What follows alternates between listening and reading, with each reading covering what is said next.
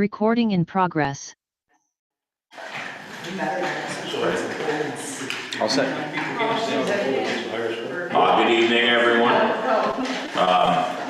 Welcome to this evening's Wednesday, February 9th, 2022 meeting of the Westminster Selectboard. Being 6:31 p.m., I will now call the meeting to order. Everyone online, can they hear me? Present? Got folks there. People should be able to hear you. Okay. Adjustments to the agenda. Yes, we can hear you.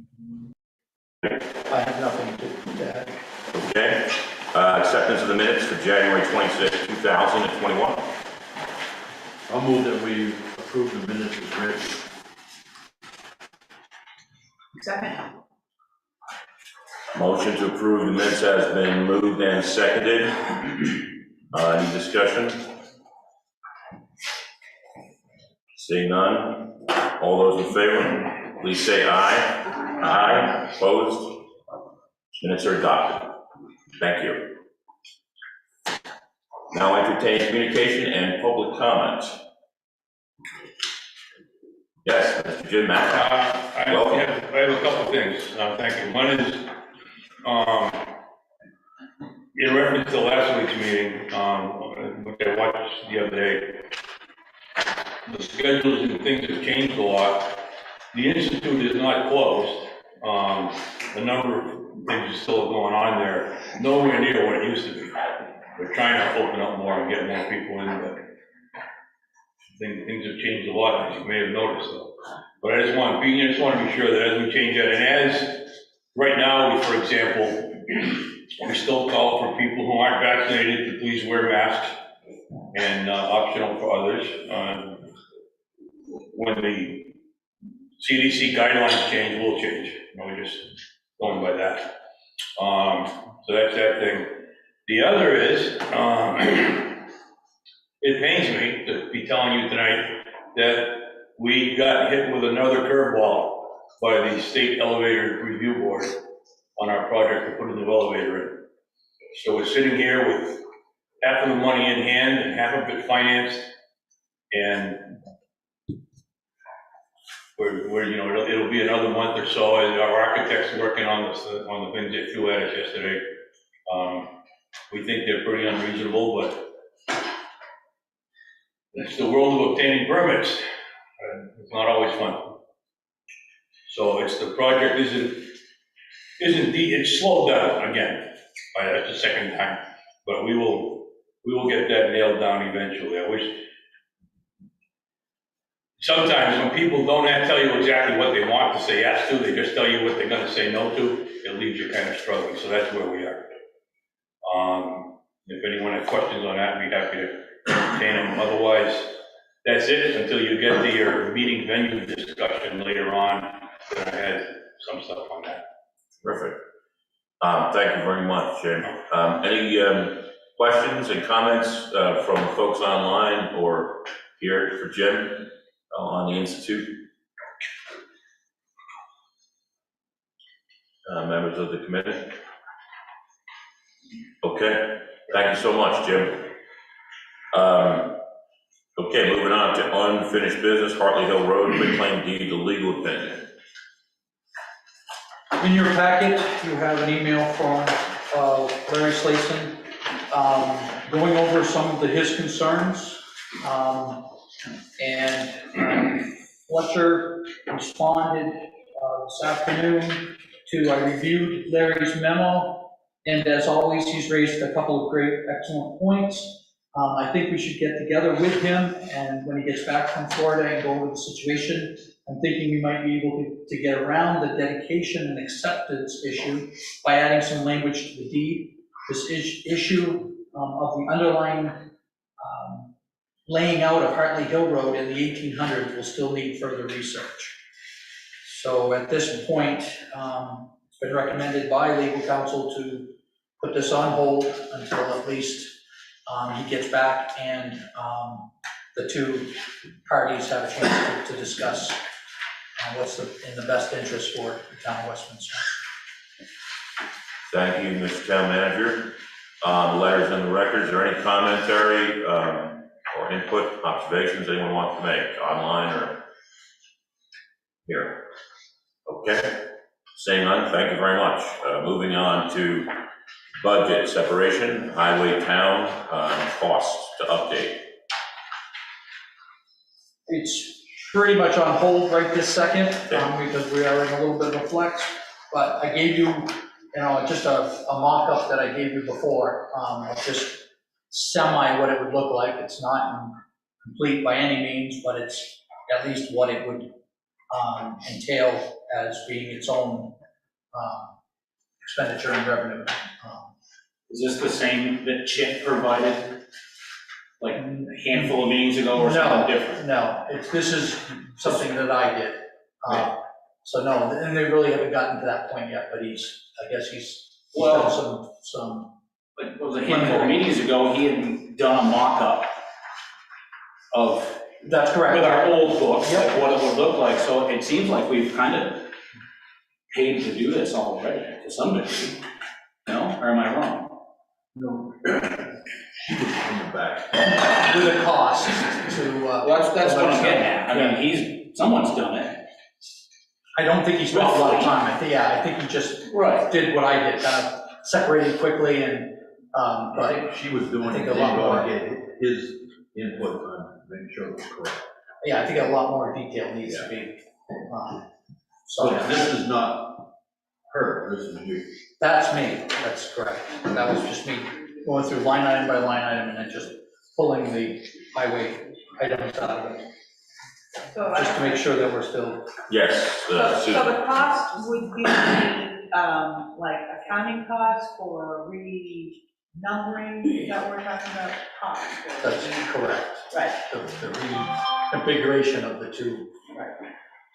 Yes, Yeah, break the numbering system. revenue and expenditure. Which should be a lot, but it was more of like her laying it out, then handing it to Chip and making sure Chip agrees with it. Yeah, so the cost of that would be That's why- minimal, I would think, I would think so too. Yeah. no? Well, I'm just saying, I could almost do it myself. That We're was talking about changing one number Yeah. and a prefix to separate it from the general fund. It Right, shouldn't be rocket science. Rockingham's already done it. I've got an outline of, It's the hard part is what she's trying to allege, I got it correct. You gotta have the revenue to match it. That's where they're. correct. So all you've got to do is create revenue lines, and they would be for any grant projects to separate, any, like, when we get money for guardrails coming in for a car accident, you have a line item for that. The And question they is, separate it all right out so that it's pretty transparent. it will be, but she did bring a point, like when the revenue comes in and it could be broken down into several categories, it doesn't just go to your highway department. If there's administrative costs involved, it would go back to his department, for example, to do it. So I think we're all on the same page. I think what she was nervous to have Chip break it all down to know exactly, okay, this is the codes that we're going to do when it comes in. Good. We'll agree with this. And just a note that I had brought up to you before, in November, Chad is asking that this not happen until after it starts July 1st for the new fiscal year. It We're won't already start past mid-season. the Yeah. book anyway, so yeah. This makes sense to do it before then. Yes, June Street. So at the last meeting, we were gonna get a new quote from Limerick to separate it. Did Limerick come through and give us a quote? Not yet. That's what we're waiting for. Thank you. Jim. Any other further commentary on this matter? Folks online? Okay, thank you very much. Seeing none, moving on to scheduled deficiencies and treasury update. Treasurer update. I printed everything off again, so you'll have it. Please bring this one to the next meeting. We do have an update from Paul. He's coming home on the 16th of this month. So hopefully by the next select board meeting, we will have at least a few more areas of discussion that we can clarify and show how we're going to improve and et cetera. But I did print it all off again for you, put it in your packet so you have it to go over. Please, instead of me keep printing off all of that, if you could bring them next meeting, that'd be awesome. Could you point out, this is a little bit, point out to me which ones they are? So the ones that are highlighted on January 7th are the actual ones that we finished. Those are the newest ones. He gave us a draft of deficiencies that were brought up, and some of them have been addressed in comment and commentary. So it's all of them. I mean, we need to go through each board. That's correct. So if you bring those back, after Paul and I have had a chance to sit down and discuss them, we'll have something for you next meeting. Commentary, input, folks online, general public, members of the board. Sonia, I read this last time, it says the town does not have a fraud policy in place. I thought we did, but when we have this meeting, they're gonna come in with an example of what other. We're gonna go to VLCT and use their model. And that was one of the things that I'm gonna be working on before Paul gets here, is to have that model. So he can look at it and say, yep, it seems to fit the bill. And so yes, it'll be. I'm certainly wanted, it's very critical to have Chad's input. Will he have any availability for us? Yes. Okay. He has already mentioned that, once we get Paul back home, that he is willing to come to a meeting via Zoom. Terrific. Okay. Any other comments? Input? Thank you very much. Moving on. Next matter. 7/29/2021 storm update. We were given a new rate changes for our projects. It's actually dated 2021, but we got it on February 1st, 2022. So I gave you just the ups and downs of what the book changed to. Overall, it's not going to make a ton of difference, but it will make a little difference on the positive for us. Also in your packet is just an update of Project 1 Ridgeline, which has been obligated to the state of Vermont from FEMA. State has promised to cut checks and all that on the beginning of February, which we are in. So I'm going to keep after them on that. The South has made it through the stringent part of the guidelines through FEMA and is now in the preservation, conservation area where it should be definitely obligated by mid-February. That usually takes about a week and a half. Project number 3, the West, has just was finished actually Wednesday, and she tied it all together today and has got that started through the process. So we're doing well. We've gotten some serious attention from her. She's doing a very good job for us. The Heights Road has been scheduled for the virtual site. It was already done. We actually didn't even have to attend. It has been approved for commencement. I got that today, so we can put it out to bid so that we know what we're talking about for costs. The hydraulics study came back with a 60-inch culvert.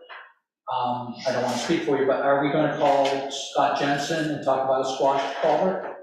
Would that be beneficial? Or are you all set with the 5-footer?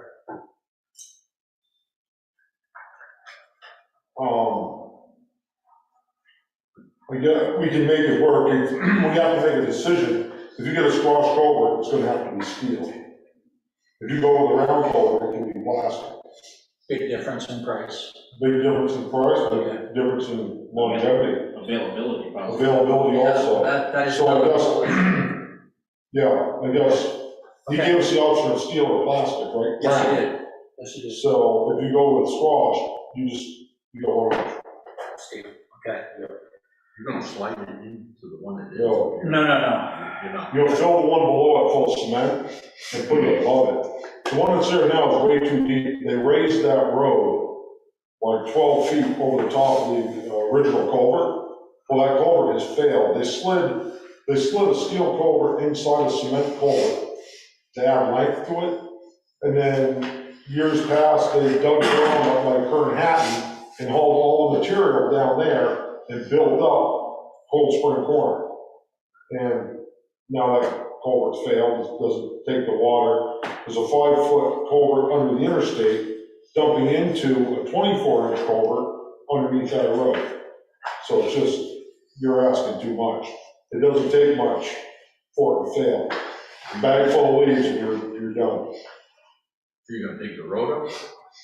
Oh yeah, you're gonna have to dig the road up, but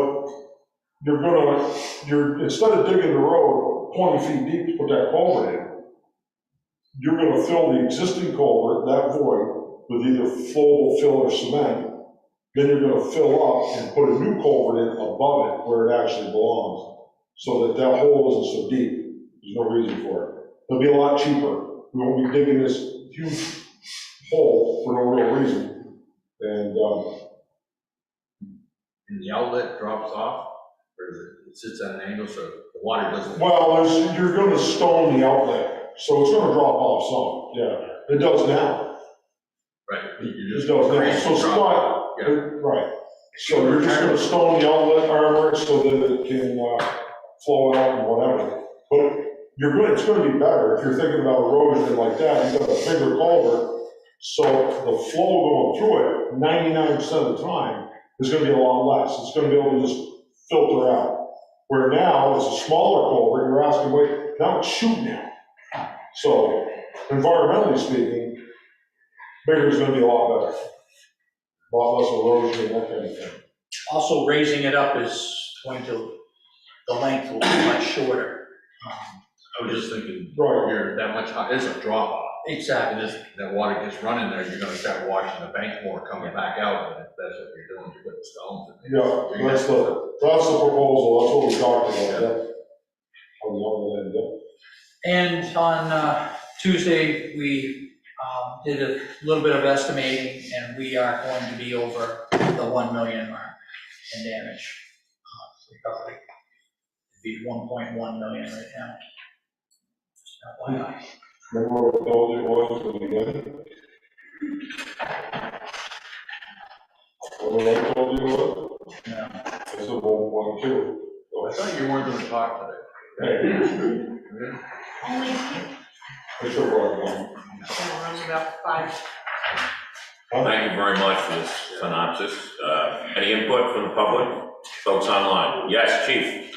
Russ, on the change for the fire truck, should we be going with the original amount? Because we of course have to submit to you for the 29th form. Or do we go with this change amount? It's peanuts, but. You are a contracted service, you can charge the rates that you typically charge. If you don't have them published, then you'll go with the new rates. Right, the payment rate changes. And Yes, they don't break down rescue or tower or fire truck, they just say fire truck? there is a couple Okay. areas, you Probably and I have to will, discuss that. yeah. Okay, great, thank you. Thank you, Chief. Yes, please. It says the Henwood Hill done, that job's all done. Did it come in? The Henwood Hill is done, and it's the next one that we're going to press for her to complete, because it is considered a large project because of the volume of money that's invested in it. It's over $132,200. It becomes a large project.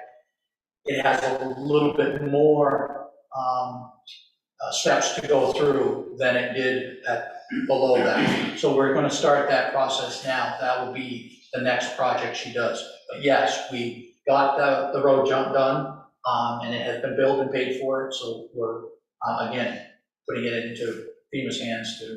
So as of now, that 1.1 million or something, but we're all done, all except for this one. I estimated what it would cost at the School Street, Heights Road intersection. And that's what, That's the last one from the storm. that's correct. Any other comments, board members? Public, people online?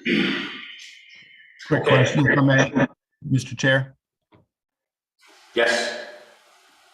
Go ahead. Nate Stoddard, thank you for identifying me.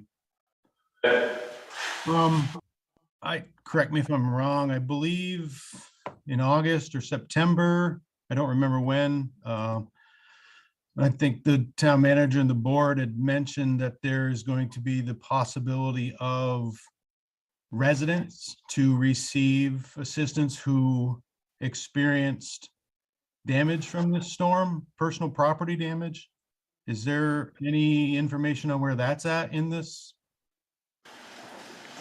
They have let us know that it's still pending, but it's not looking positive, unfortunately, for residents to chip into an assistance program. Was that FEMA or was it NRCS? Was it the NRCS program? That was FEMA, That was FEMA. yes. They typically tie it to the storm event, and it's not been confirmed, but it's not looking very positive. Will they provide some type of written clarification on that at all at some point? I'm sure they will. We're in the early stages of them declaring payment, et cetera, so I'm assuming it's based on what they've been reported to. So I'm again, I haven't got the confirmation yet. Okay. Of what they're going to do. Okay. Nate, you still there? Can I have clarification on what the comment of is what they've been reported to means? Is that what the town is reported to FEMA with individual particular residents' personal property damage, or what does that statement mean? Early, we gave them a list of all the people that had called, and apparently every town was asked for that list. And then they had inspectors go and look at these sites and, or virtually, I don't honestly know how they got the information, but at this point, they haven't declared whether they're going to deem that as part of this storm repair.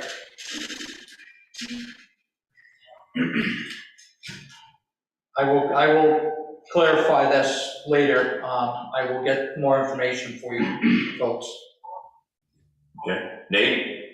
Okay, so the town has sent in information to somebody, state, FEMA, whatever, with a list of individual residents who received personal property damage who may be looking for assistance. Is that what I believe is true? Correct. And the points of what roads they were on. Thank you. Thank you. Chuck? When I was down on Pickering Road with the USDA, I had asked them about specifically the Moffett property, which borders the damage on Pine Banks Road that I was looking at. And they do not offer any kind of help for private property owners, just municipalities. So that's all I can give you on the USDA. I do not work with FEMA, so Okay. I can't answer that. Okay. Thank you for everyone's input. Any more comments on this issue? Okay, thank you all. Seeing none, moving on to the USDA grant funding. So we have kind of been waiting for another grant to kick in, and it's obviously not going to. And so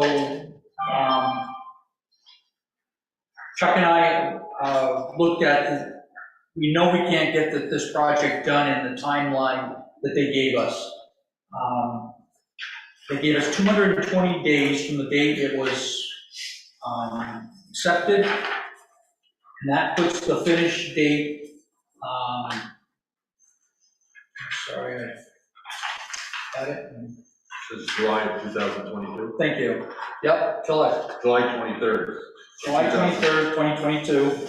And so we, in your packet, you have a question of, is there a guarantee for the extension? Because they do grant extensions, and he was pretty positive that it can be achieved, but there's no guarantees. So at this point, we think we should just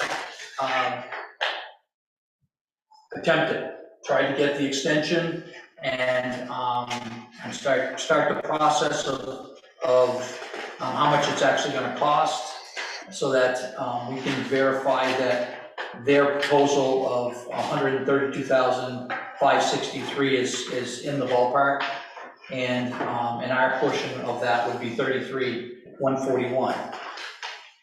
And then as for us funding our portion, we have a couple options out there. Chuck has been voicing his concerns about taking it out of his budget so early in the year. We don't know what the winter's going to do to us for the rest of it. If it was in, later in the year and he had it, that'd be fine. But we do have the option of possibly using the line of credit to at least cover it while we are transitioning into another year, fiscal year. Chuck? I agree, yeah, that's my recommendation, that's what I would do. And then, at the end of this year, we can revisit my budget, and we can revisit our new budget, because it's all gonna overlap, and chances are pretty good you're gonna come up with the money to pay it back, There also could be grants that we can apply for in the meantime, that could possibly be put towards our portion of it. Again, no guarantees, but This doesn't include the culvert? The no. culvert is separate? yeah, that's a whole separate deal. This is before the culvert, the bank is washed just below the sugar house. Yeah. And, so yeah, that's the story. It needs to be fixed, and that was their deal. And they're gonna go further up the brook. There's trees and stuff that are blocking past Moffat's garage that's causing it to divert the water to erode that bank.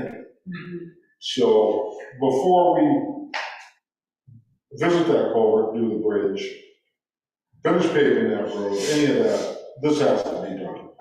So it's kind of a in-step process, but that's my only thing. If it was a little later in the year, I'd say, yeah, no problem, we can figure it out. But I'm just a little nervous right now. I don't know what mud season's gonna bring. I don't want to just start robbing money out of culvert funds and like that.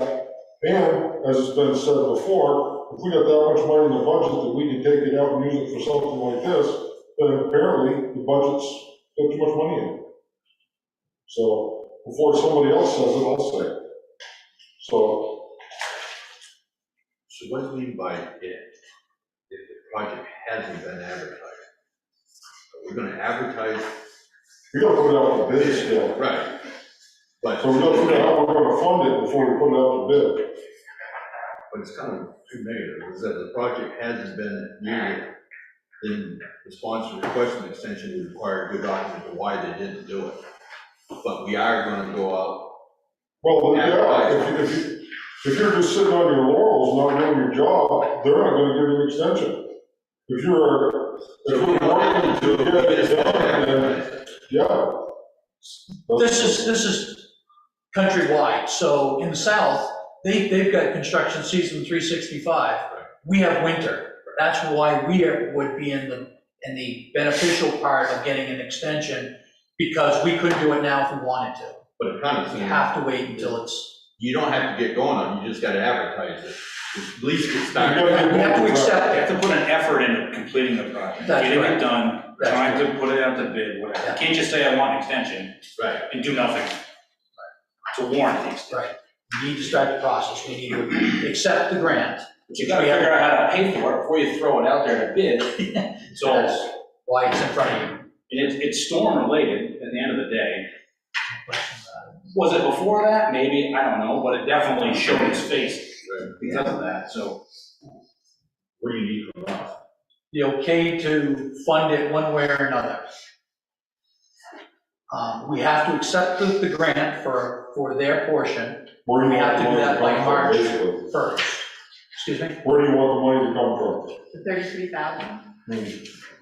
I don't even think we need a definite answer right this second. We just need to know from you that, yes, we will strive to whatever means. This is too big of a chunk of money to get this project done that's of urgent matter.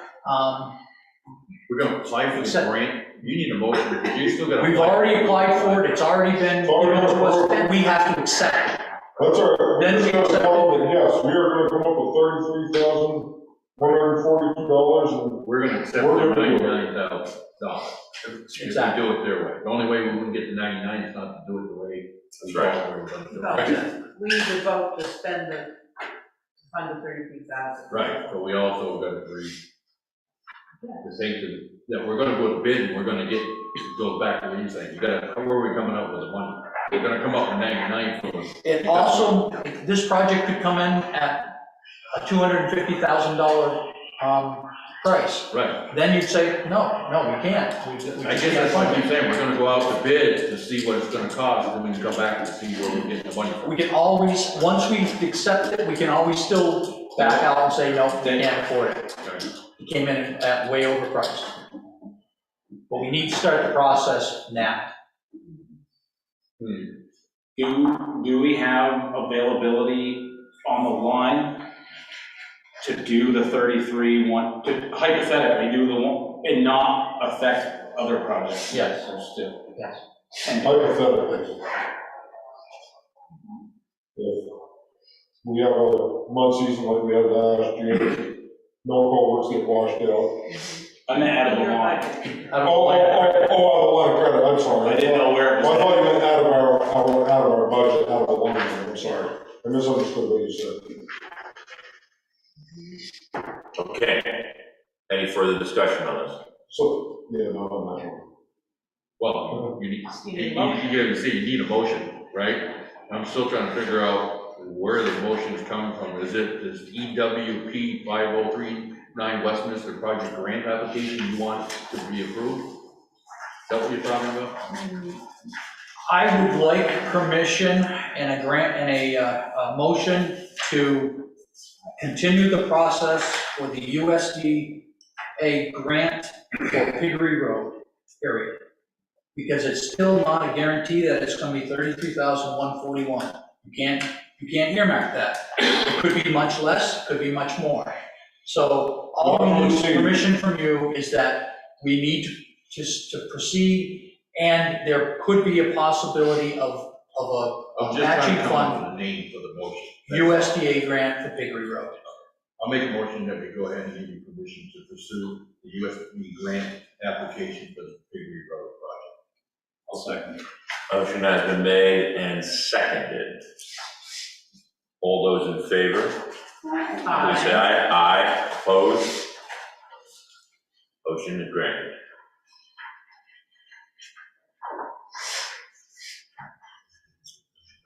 Anything else on the USDA grant funding? At this point. I've got another grant, I'd like to, a different one I'd like to ask about. Go ahead. So I received a grant for $6,000, it's a passive grant through VLCT. There is no match. They're gonna give us, the highway department, $6,000 to purchase, safety equipment, road signs to work, reflective vests, that sort of thing, welding gear, anything that's personal protective equipment. The problem is, If I take $6,000 out of my budget, because we don't have a line item for such a thing, that means I'd have to rob money from somewhere else. That money is going to go back to the general fund. It doesn't come back to my budget. I don't have the money to just take it out of my budget and throw it in the general fund, for God knows what. So it's not really going to benefit the highway department any. We're going to suffer somewhere if I do this. So I'm not sure, what do you think I should do? At least not until the 1st of July, right? The highway department budget is separated out, then that would, This is a right now thing. yeah. So right now, I take the money out of my budget, right now, Mhm. and before July, you get that $6,000 back in your budget somewhere, and that means this spring, I wouldn't buy culverts, or I wouldn't buy some gravel, or somewhere would suffer. But it is for the highway. The $6,000 you're gonna spend is to benefit, you said it doesn't benefit, it will be benefiting you. The reimbursement doesn't, the reimbursement No, but goes back to the general. I'm gonna rob, we can change that, what I'm just gonna say, you keep saying it doesn't do me any good, yeah, you do. If I give you it, you're So saying where you're are you gonna gonna create put it money. back? Right, where are you gonna put it back in my budget? fine. Under trucking wages, I don't know. Well, that's No, what we're- that's what we're we're working- gonna get that really started. What's wrong with you? No, that's what we're working on this, right? No, I understand that, but that's too little too late. I'm talking about right now, I gotta do this right now, or we're gonna lose it. But if I do it right now, then this spring, going into mud season, I'm gonna be $6,000 behind in my budget somewhere. Can we plot a solution? You could do the same thing you're gonna do with this other budget. You could take it out of your line of credit. Soon as I get reimbursed from VLCT, you pay it off. So that money would never come out of my budget, you'd just be taking it from there and turning right around and putting it right back in a couple months later. When do you expect to get the money from VLCT? Usually it's 2 or 3 months after I submit I've got everything ready to submit, I'm just not sure that I want to talk to you guys before I went and did it. Submit and pay for. Submit and pay for, which, what we would do is we would just, There's not a line item in your budget, you can take it out for right now, and then we can put the money, put it back in. I'm just trying to find a line What item. he's saying is he can take it out, it just never makes it back in. Well, Right now. I'm saying we're working on that, so. No matter what, if he takes it, it has to come out of the line item. right, well, you'd have to rob it out of, say something you weren't gonna use right off, forwards. Right, that's what. Something like that, you could do right now, or paving, something you weren't Right, gonna you just use. turn in a bill for. But the problem is, Yeah. like Jason just said, it never, ever comes back. Well, you brought it to our attention, we'll make sure it does. Okay. I think we can pay for it out of a miscellaneous, Right. like the select board's miscellaneous expense line. And then when it gets back into the town, it will go into the general fund to offset that expense. That way the highway department's getting what they need and want, but yet it's not coming out of their budget. So we would buy, The $6,000 worth of safety gear. let Chuck use it when we don't need it. Well, you can use it at any time. You just have to sign up and. But how does it make it back to that line? Because It wouldn't have to, because you're gonna overspend, your miscellaneous line, and it's gonna come in, as a offsetting revenue.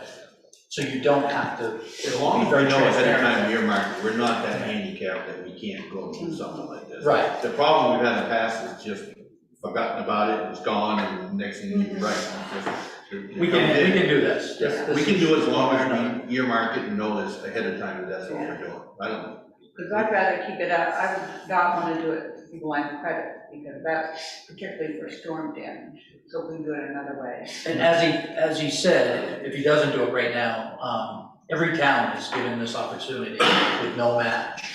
So you know that they're gonna be inundated with projects, and money is gonna run out.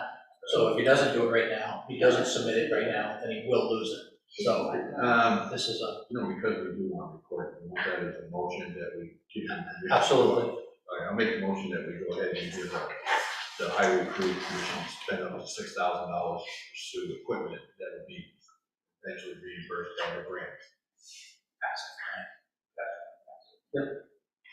Second that. Motion has been made and seconded. Any further discussion? Thank you. Well. Okay, seeing none, all those in favor? Aye. Opposed? Done. Anything else under the USDA grant? Okay, thank you all. Moving on to NEMRIC Contract Services Subcommittee update. In your packet, you have the contracts from NIMRIC, the one dated 2015 and the new one dated September 2021. And you also have a total expenses that we've endured or going to endure. It's years 2021, 2022, and 2023, just to help with total expenses that we have through NIMRIC. When did we form a subcommittee? That was your answer. Last meeting. Yeah, I just want to make sure that's that.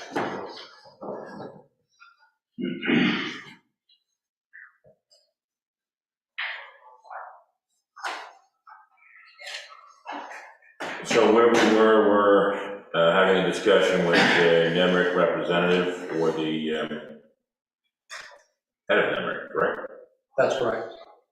And was that going to occur this evening? That's correct. Okay. He's going to be called and join you in contractual executive In session. executive session, okay. Yes, June Streeter. Why is it going to be an executive session? Because dollars will be talked about.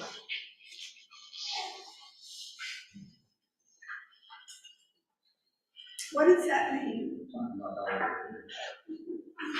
I don't understand why. I think that's a good question. If we're holding the budget, we already have numbers.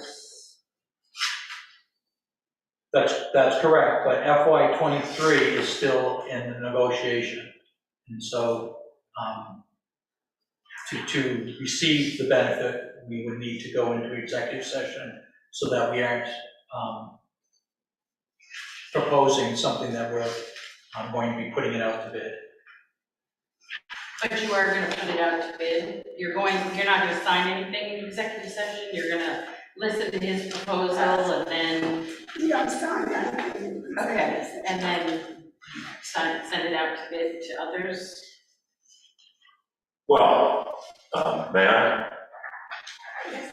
And it's a good question too, June, thank you for bringing it up. Executive session, as representative of the public body, we want to make sure, because we are discussing a contract, we want some clarification made. And because it is contractual, it does fall under the rubric of that meeting then. We will come out of that session and make a decision, not necessarily on whether or not we are going to bid for a contract, seek a new contractor, but we do need additional information to make an evaluation of that fact. So our decision when we came out could be that, but more than likely not to just make a presumption on everybody here or talk for anybody, is that we're going to evaluate the information we're given from the NEMRIC executive and then make a determination as to how to proceed from there. What our subcommittee may do or what our next step would be. But either way, there will be a decision when it comes out of that meeting. Does that clarify for you? Yeah, I'm just a little upset that it's executive session because I myself would like to ask him a few questions, like, for instance, why is Springfield suing NIMRIC? That would be something for us to know before we enter into a new contract. I have all sorts of stuff we found online, but. So on her note, is there gonna be some sort of public divulge of information following this executive meeting? So you're gonna like, black out the, Another good question. Right now, we are having a subcommittee update.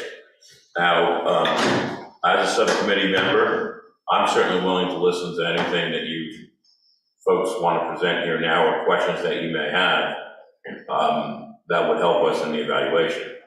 That's certainly in the public domain at this point. I mean, it's. Is that satisfactory? Yeah, it's, as simple as typing in NIMRIC in Google. And I would say the first 5 or 6 things that come up are not particularly flattering, including, a settlement of $30,000 going out during the time that we most certainly had a contract with them. So I guess I'm wondering. Thank you. A lot of things about why maybe it wasn't made public to the town. I mean, clearly it's online, so it's public.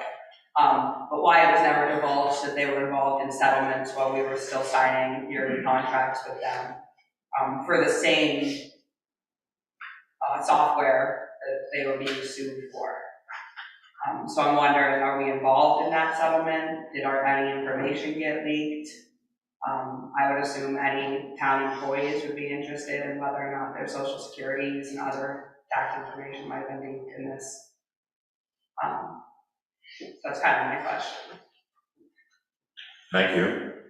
I've also been given, the board here has been given, are these all separate?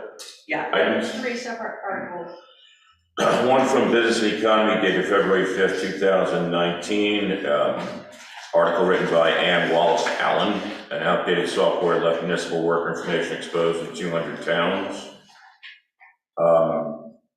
You know the substance of this article? I mean, we'll obviously review it.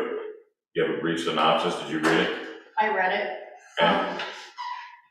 Basically, the synopsis was they found gaps.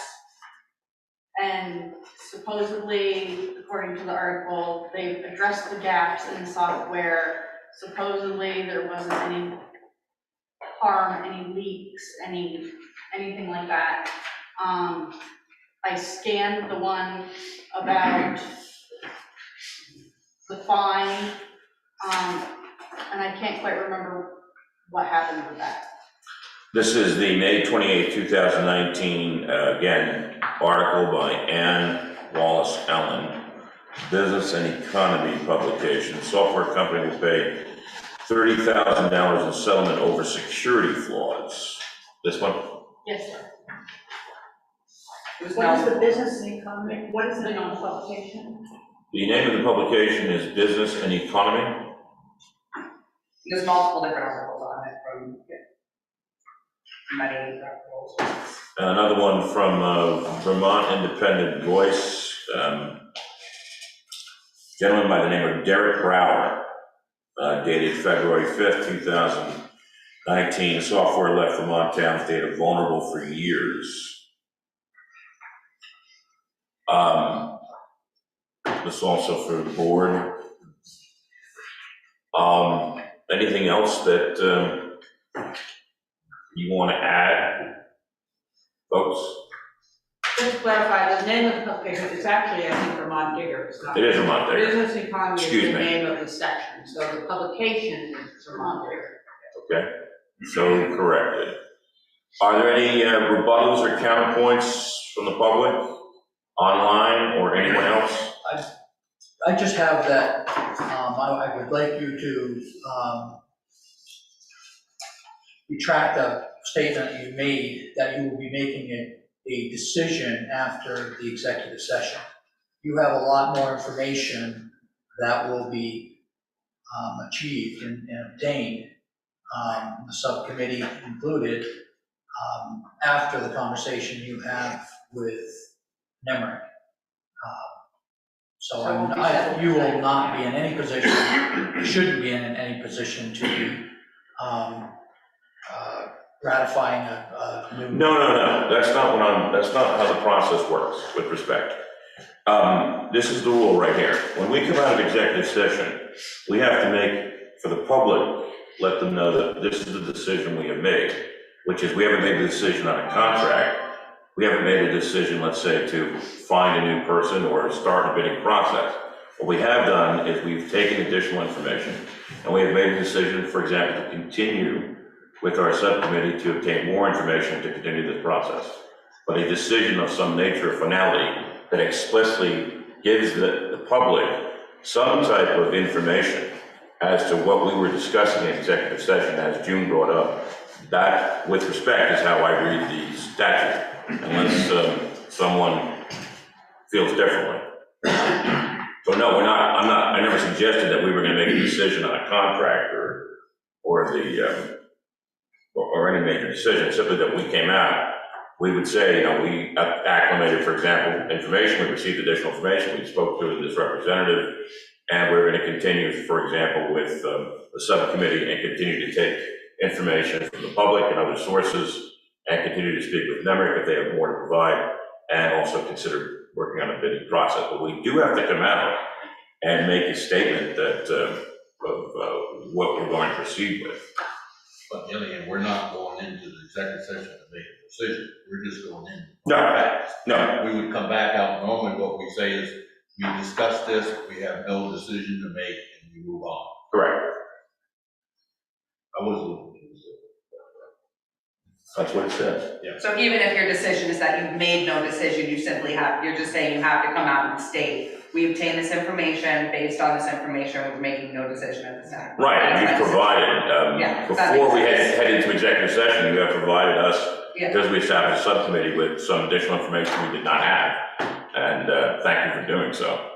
It is a little different, I've never done this since I've been here, which is, normally you're inviting somebody in, you come back out and you obviously say, hey, we have Mr. Jones in here, we're discussing no decision. We're asking somebody to come in by Zoom, I assume, right? To have this discussion. I've never done that before. So that's why I was listening to you going, this is interesting, because the person is not even here in the building, we're having a discussion about it. Basically, we're here for information that does make sense, that if you're gonna do a budget and you ask somebody, you can't ask them to bid it, you gotta ask them for a budget number, and that's kind of what we're doing. Moreover, the contractor may have substantial information that he or she would like to present, and we don't want, under the rule, to put anyone at a substantive disadvantage. That is the whole reason for going into the executive session. I'm just not being slavish to the statute, I'm just simply pointing out that, like you said, we have this gentleman, he's gonna be here, we're gonna talk to him. The public knows what we're gonna talk about, but some of that information, that does not have to be discussed by us with the public. So can we give you questions to ask during executive session and then have you come back out and say, hey, we asked June's question and this was their answer? Or Certainly, we are the representative, quote, of the body politic, which is you. Can you say it with the same zing that June was bringing? All right, Kevin, you're writing down questions. But to be fair, I would think, this is something different. I would think that we would take the questions, but we won't, number one, have the answer. Number two is that person should be able to themselves come back to another Zoom meeting that's open to the public to answer those questions and not us. That's why I would. That would be less time consuming. So Yes. so that can be our only question then. And being a company that wants to provide us with services, you would think they would want to meet with you people, you select board members and the general town. Yeah, I don't want to relay the message separate, but I think that to be fair to them, they should be blindsided, so we could go in and say, hey, listen, we need to have you come back and just answer these questions. So I guess that's our only question is would they be willing to come back and have a public forum? They just won't be blindsided, so if you got a question you want us to ask ahead of time so they can be prepared for the answer, it might be nice, so. Because you guys are always offered that same level of respect. Should we just tell them to prepare for all questions? Yeah. You're prepared for anything. I don't know where that one came from. Well, sorry. So if NEMRIC does indeed want to come back for a public forum, I think that we're more than happy to email our questions to the subcommittee. Please, that would be great. Have, that way NEMRIC has a little bit of idea of what we're looking at. Absolutely fantastic, greatly appreciate it. As long as we can come back with follow-up questions, because sometimes when someone answers your question, that leads you to a follow-up question, which I would like the opportunity to ask follow-up questions. Very good. Does that suffice for at least for this evening? Yes. Thank you very much. Any other discussion on the board in this matter? James? That's, if I understood that correctly. So they would get questions in advance that they would then address when they came back for that second meeting. But people would have a chance to ask them any question they want at that second meeting, wouldn't they? Sure. Okay. Okay. They wouldn't be restricted to the previously submitted questions. Okay. Okay. I think those questions would just be more so like anything where they might need to do information gathering or bring documentation with proof versus us just, you know, winging out like, hey, do you have this number? Right, If you want exact numbers, having them have it on paper. But if a member of the public learned something new in the interim and wanted to ask that question, they wouldn't be able to. I mean, Yes. we don't really know yet. Yeah. Well, you can have it. That's true. I mean, again, it's up to the contractor. I don't want to, I think it is a good, it is analogous with when we did the landscape contract, and those folks came back with, I believe it was a very clear letter that was public, forthright, and said, this is what we're going to do. We're going to do a better job. You know, these are things we thought we did well, but we could do better, and we disagree with this, but we agree with that, and we want to continue to be your contractor. And they did that in an open letter. So it's all up to, it's certainly all up to the contractor. And you are the taxpayers. So thank you. Any further discussion? Quick follow-up, and maybe this isn't the right time, please, Mr. Chair. Nate Stoddard. To tag on to the question of the other residents of the town about available for the after executive session part of your open meeting. As I sit in my motel room near the border of northern Vermont, am I going to be available to attend this meeting after executive session by Zoom?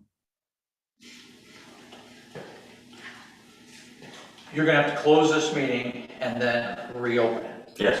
So if that's what you're going to declare, Yes. then Because I believe, with respect, I don't know if Nate agrees, but I believe that's how this is supposed to run under the rule. So Josh would have to close it down, then come back and start another meeting?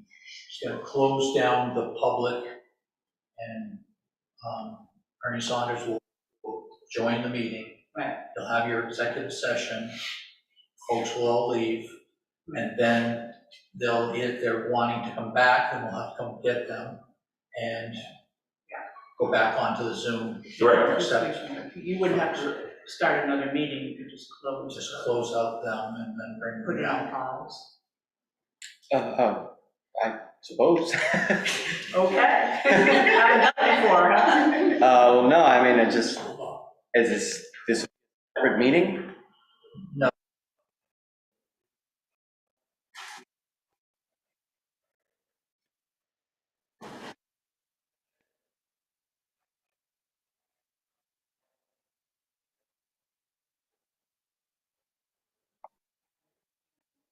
Someone is coming in on Zoom to participate.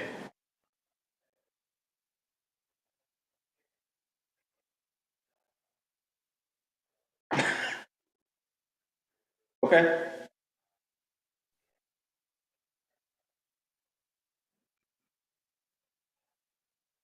Okay. How is it not filmed on TV? How will we know when to request to come back in?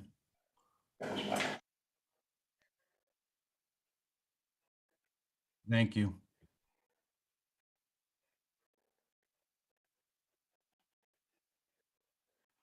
Right.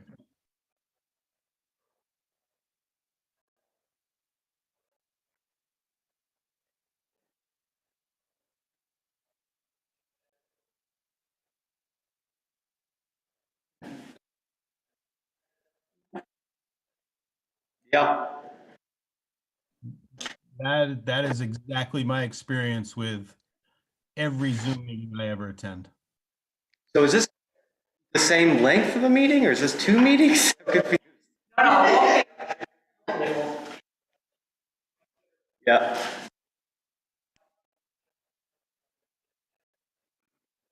I got you.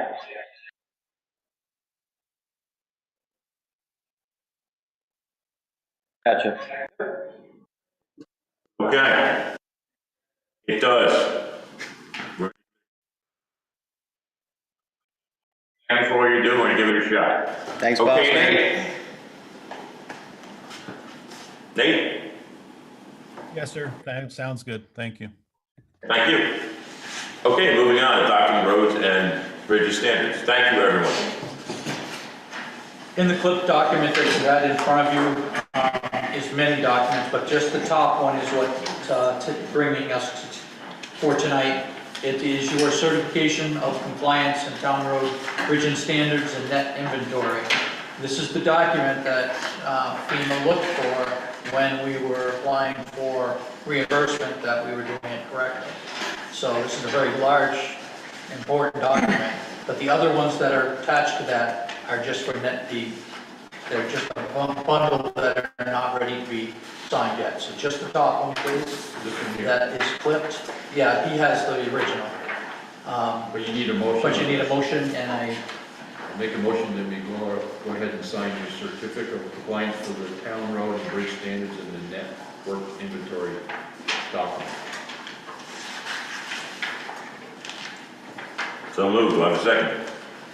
I'll second that. Moved and seconded, all in favor? We have some discussion, Kevin. Yes, we may. How can I approve this when I have no idea what any of this is? What are the standards? I wouldn't even know the standards if Chuck didn't give them to me tonight. they're the Orange Book standards that are Where's that in? Is there a deadline for when we have to sign this one? You're asking me to approve something that I have never seen before. And I bet you, I mean, I'm sure they have to some degree, but I don't know how we can do that. I don't think I can. Is there a we can deadline? table it till the next meeting. Can it be tabled till next meeting? It can be tabled till the next meeting. In the interim, does every member of the board have the necessary documents? Thank you, Jason Perry. The necessary documentation, does this suffice, Chuck? That is your road and bridge standard. Thank you very much for bringing it this evening. All right, so we will, thank you, Jason. So we will bring this, all of us, please take this under advisement, review it. And then we, will withdraw my motion. okay, motion is withdrawn, but then we will reconvene at the next meeting to reconsider the certification for compliance for town road and bridge standard and network inventory once the board members have reviewed the standards packet. Does that sound correct? Is that good? Are we all set? Yes. Okay. Moving on, meeting and venue discussion. Before we go any further, can I have that packet back? Absolutely.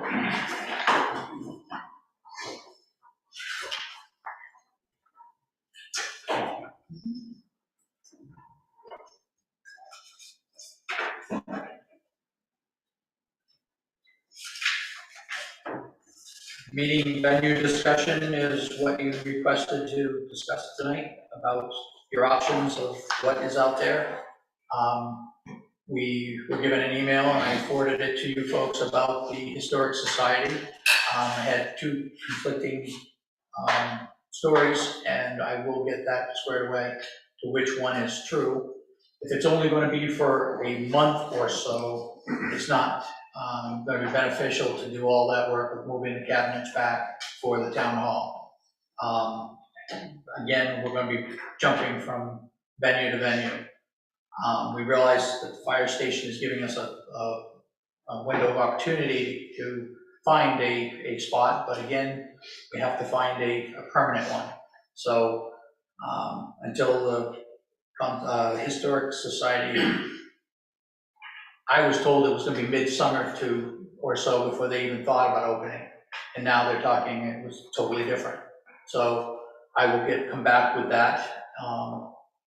The straight story, they were gonna have a meeting about it and discuss it amongst themselves to come back with a deadline, a date for us to know when we could use it to when they're gonna use it and close us back in. So what you're talking about is the Historical Society up in the second floor of Town Hall making more room. That's correct, on the second moving the floor. cases back, as I explained to you at the last meeting. Legal procedure is a compromise too, that could be, even if we gotta divvy up a little money and put the cases on some kind of a way of billing and move them back for the meeting, because that's really all that's keeping us from doing it, so that.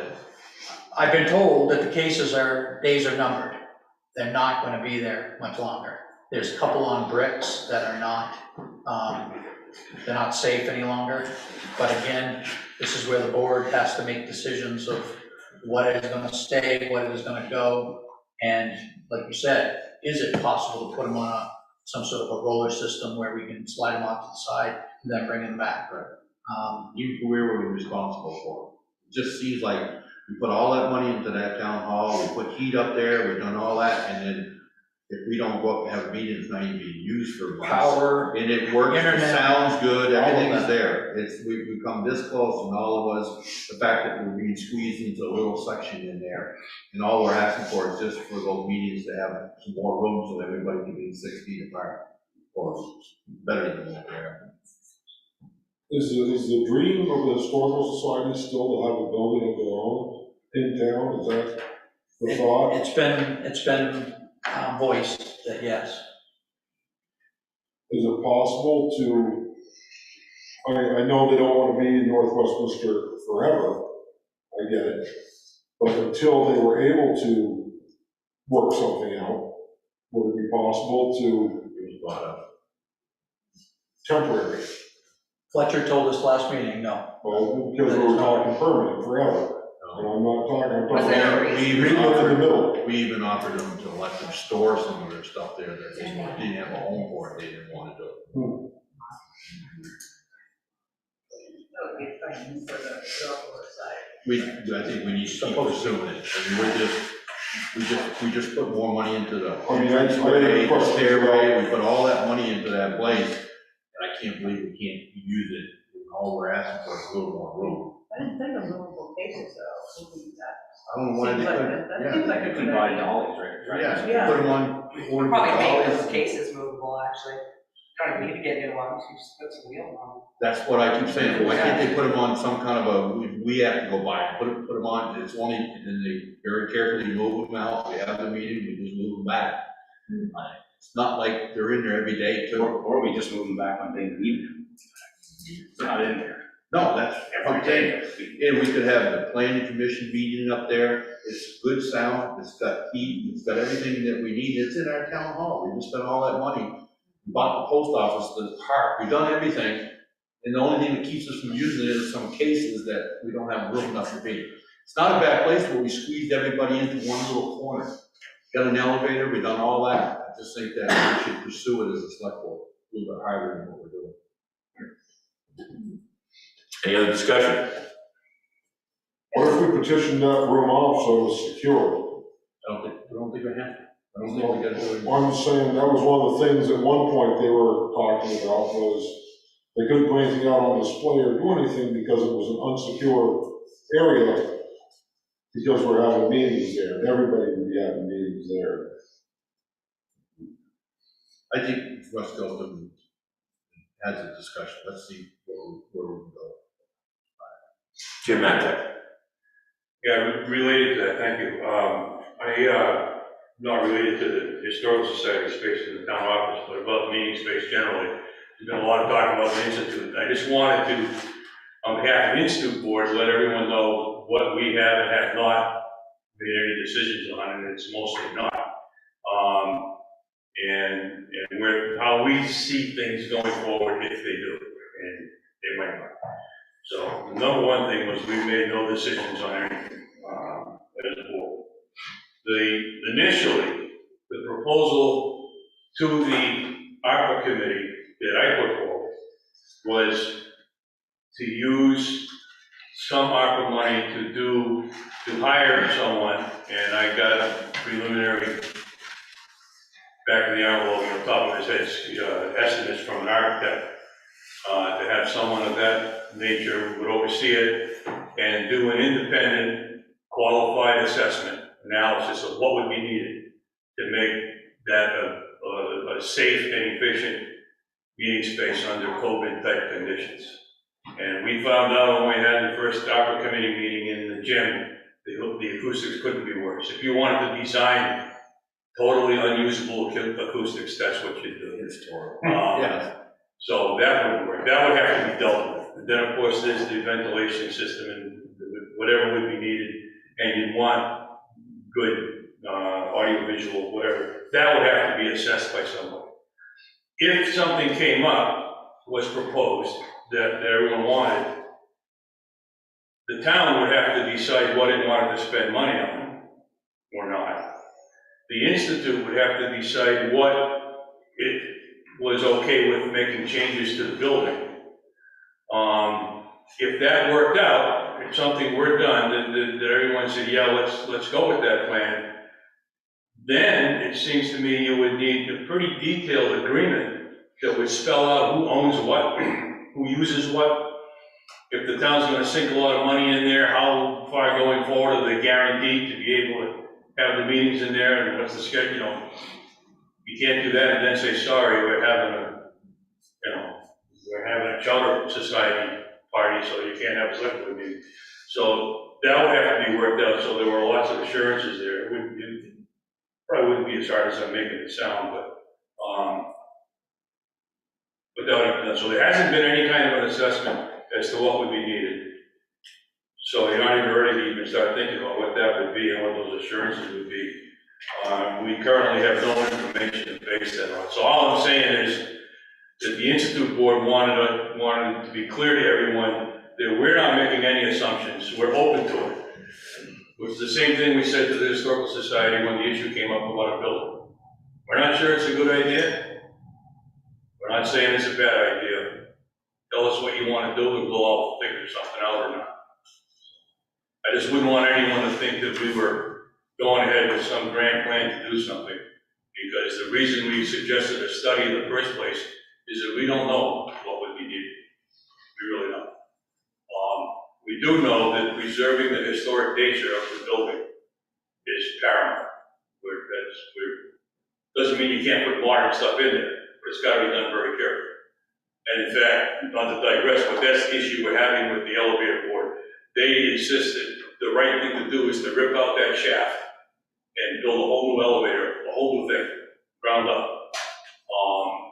And the architect is estimating that they're adding $100,000 to an already expensive project. And we're saying it doesn't make sense for the amount of use it would get. So same thing, the historic nature of the building is an important piece to us. So unless you have questions about where we are or what we're thinking, I just wanted to be sure that everyone knew what that was. Thank you very If much. I wasn't clear, please, hit us with questions anytime. You know how to find us. Any questions for Jim while he's here? Anyone online? Just made the point of making sure the rest comes back a little more of an update. What was there? Thank you very much. And Jim, And don't for a minute think that the ARPA committee knows what this is going to be either. There's more loose ends and confusion in that than shake a stick at. and thank you for everything you do for us and for the building and for the town. Jim is takes care of that building and spends countless hours trying to make that facility better. And thank you for all you're doing, and thank you for coming. And That's okay. Undeserved compliments, but I appreciate it. I used to tell people in my old job, you get an undeserved compliment, just say thank you, because you're going to get a lot of undeserved blame. But thanks. thank you, Jim, for everything.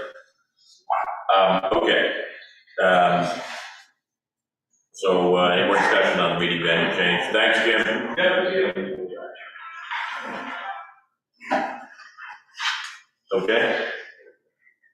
Okay. Moving on to executive session. Need a motion. Yep. Make a motion that we go into executive session and, where we're gonna discuss contractual, conversation with like, to the, Okay. Second. Motion has been made and seconded to conduct an executive session by the public body and include on a contractual matter and include a representative from NEMRIC in that discussion and the town manager. Do that at the end. Yes, we will do that at the end. Don't go anywhere yet. We will do that at the end. we're not done yet. All those in favor? Aye. Opposed? Okay, thank you very much. Manager's report. In your packet, you have the Wyndham County Sheriff's credit as requested in writing. On one side, you have in my handwriting, do not pay, and on the other side is the actual credit that was received by Wyndham County Sheriff.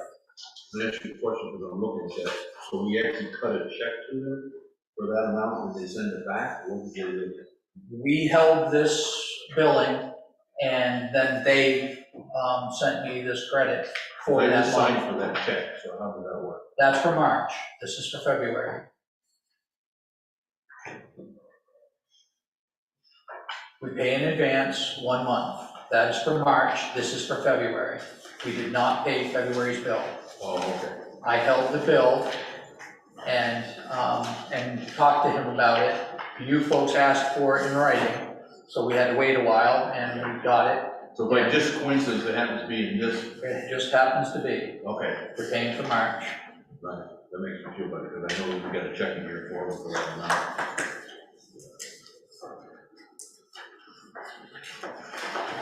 Town hall entrance, was going to start today, but it will definitely be tomorrow. We also got the ballot box installed. That has to be under lock and key by state law now, in the front entrance. February 21st is President's Day, and the town offices will be closed. That's just an FYI. The next ARPA meeting is February 22nd at 5:30 at the Institute. And voting will be at the town hall on March 1st at 10 a.m. to 7 p.m. Okay. That's it. Down to boards and commissions. In your packet, you have a request for a person to join the Westminster Conservation Commission, Sarah Waldo.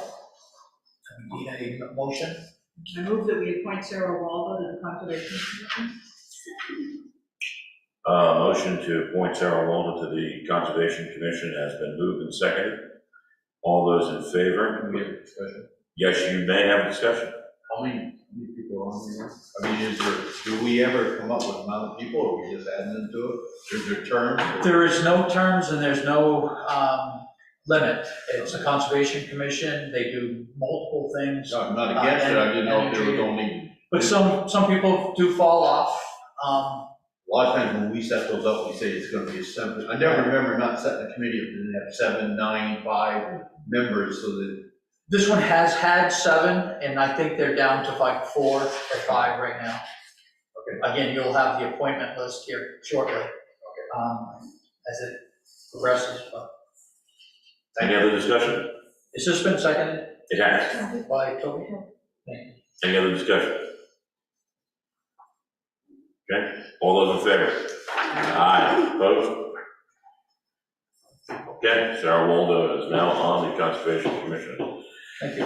Other business, I also just wanted to, real quick, thank Chief Streeter, all the men and women of the fire department for also putting up with us and providing us this venue. It's an excellent venue, and as we get things straightened out and always being there for us when we need them, on everything else that he does.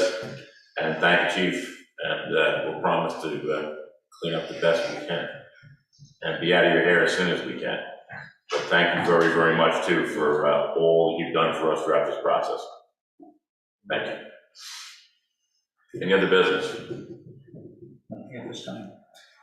Well, I think any other business, I just want to kind of get the discussion started. We have some, and it's mainly the rescue department ambulance service. We have some routine calls that we go on. There's one residence in town, we've been there 32 times in the last year. Yeah. So, I'd like to get it out there, start the discussion. We've contacted Westminster Cares, different agencies, but we've got to do something. The problem will go away because people will just stop coming. They just, you know, when you go there 9 o'clock at night, you go there midnight, you go there 2:30, people are just not going to get up and not going to go. So, and it's not just Westminster. You hear it, if you listen to the scanner, you hear it all over the place. That might be a little extreme, but those are the numbers. They're not necessarily emergency related. Not, I mean. Life-threatening type traffic. Yeah, so, and I think it's above us, I think it's gotta be It's mental health. state, yeah, it is, a lot of it probably is mental health, but I think maybe our representatives gotta be aware of this and do something and start the discussion, you know, and like I said, it's not just Westminster, you hear it all over the place, but I think we've gotta do something. Thank you, Chief. Is any ideas on how we can begin to plot a solution on this? Does Westminster Cares offer intervention type services? Not mental health. Okay, well, is this a mental health situation or an elderly situation? It could be a combination thereof, yeah. So, I mean, even if it's not necessarily a mental health situation, and If it's elderly. if it's elderly, yeah, Westminster Cares or HCRS, I would think one of the two of the corporations. HCRS definitely has, an emergency networking system, so.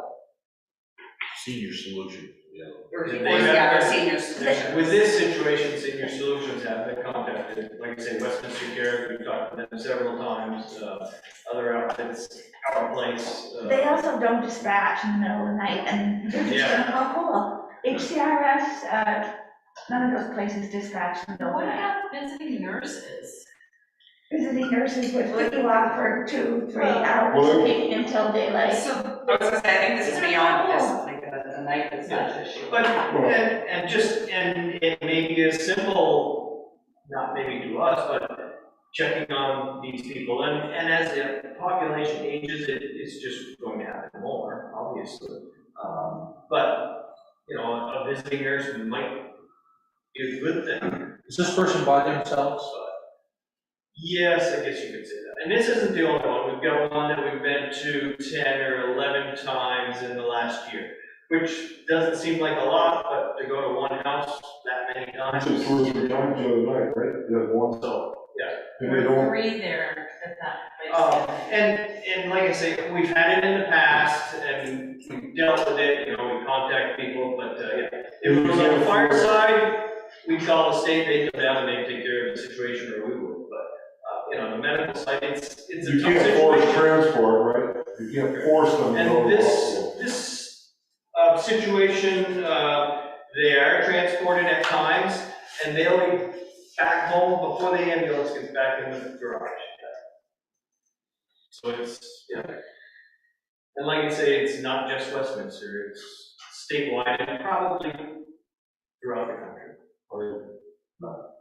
But I think that your idea that the community and, you know, having maybe some type of program that checks on people, or maybe more funding towards Westminster Care so that they can provide some sort of Everything goes, assistance. but everything, because I've been dealing with it now, goes to Senior Solution, and they break it into the visiting nurses or the HCCR, they kind of coordinate, but then they actually give you to a group that actually tries to go get you the money to pay for it. And once they get the money coming in from Medicare, then they disperse on who does what, but Sounds like these people need some, We pay visiting nurses, don't we?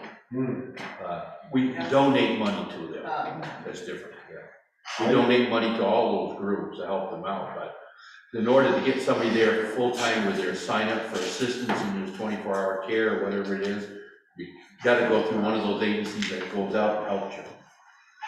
Well, I know that VCIN and Upper Valley Services offers crisis intervention programs where you can call them any hour of the night. My father runs a crisis intervention program. You can call him any hour of the night and he's on call. He's showing up or he's on a phone call with, with Cole and all them trying to figure out. So, I mean, I would think that some sort of crisis intervention program has to be available for the town to reach out to, so that, Cole's, maybe he's calling up VCIN being like, hey, got the same caller, is there, somebody on call? If we don't need to deploy a fire engine, and we don't need to send a rescue truck and the entire crew, doesn't need to get out of bed, and Cole knows it's the same caller, you know what I mean? It'd almost make more sense for him to send it to a crisis intervention network that might interfere in a simpler way, I guess. How do you get a hold of those kind of resources? You call them.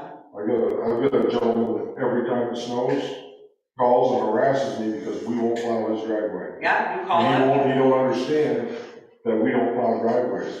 Yeah. He's 98 years old. I have snow in my driveway. It's your responsibility. I didn't make it. I mean, yeah, like if I had an elderly neighbor that was struggling and was not, or had mental health issues that weren't being addressed, I could call up a local company that serves this area and tell them, hey, my neighbor so-and-so is really struggling, showing really obvious, hygiene issues, they're not eating, and they can show up and kind of offer them some sort of assistance in that process. So, I mean, the companies exist, whether or not we have the resources to get in touch with them, they do exist. Oh, I'm sure they do. That's the thing right there. You gotta talk to the right person to make things happen. Yeah, so just to get the conversation started. Yeah, that might be a discussion to have with Westminster Cares. I mean, they wouldn't go out and do it, but. They could at least need to have somebody Right. contact and they can try to figure out what. How would you get started? Yeah.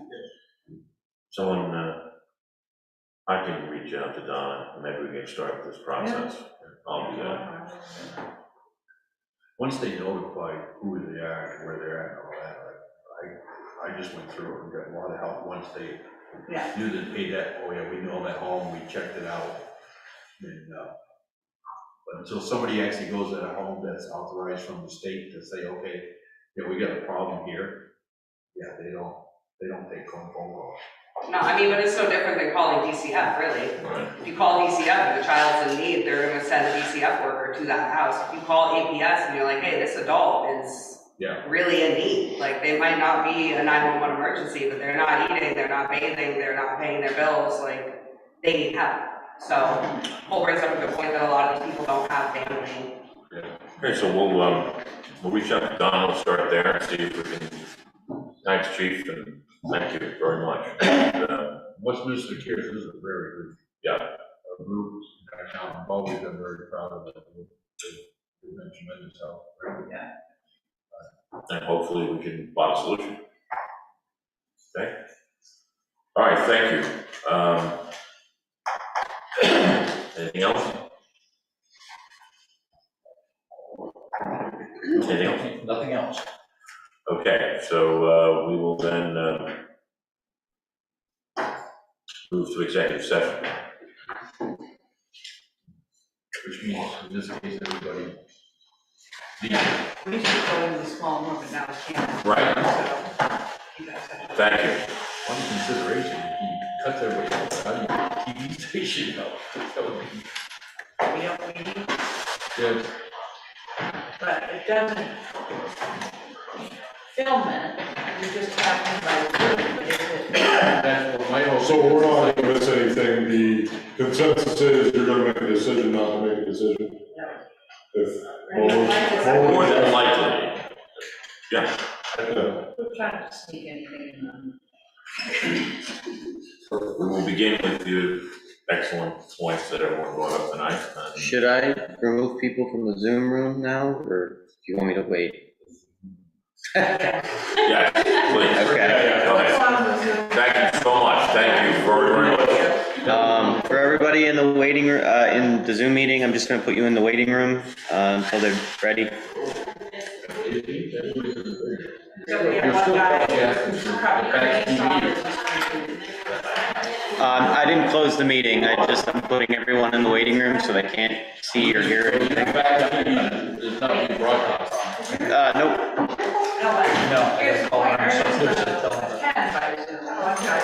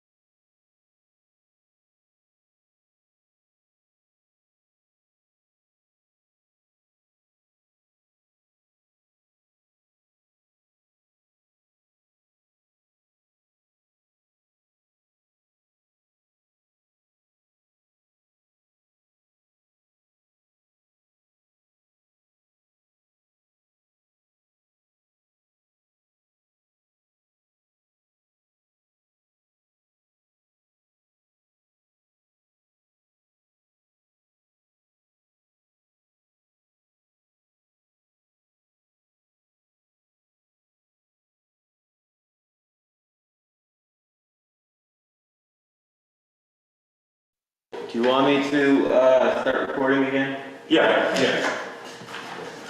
I feel better. Recording in progress. Hi, Nate, can you hear me? Yes. Okay. Okay, all gone, okay. So, Cheer. Yeah. I make a motion to pursue, other avenues for financial services for the town. I'll second. A motion made to continue with the subcommittee to look for additional options and due diligence on financial services for the town has been made and seconded. All those in favor? Aye. Aye. Opposed? Okay, motion is adopted. I move we adjourn. So Susan? Yeah, Yep. that was my Who seconded motion. it? Craig. Craig? It's, you jumped past it, wasn't it one of those things you have to do is any other business drop forward? You didn't say that. Then she didn't say it. That's right. Any other business? Yeah. Any other comments from the public? Being done. Date of next meeting is February 23rd, 2022, here at the firehouse. Toby? Yes. Meeting adjourned. Second? I'll second. Thank you, everyone. Thank you. Thanks, Nate. You're still there. Thank you, everybody. Thank you, Toby. Recording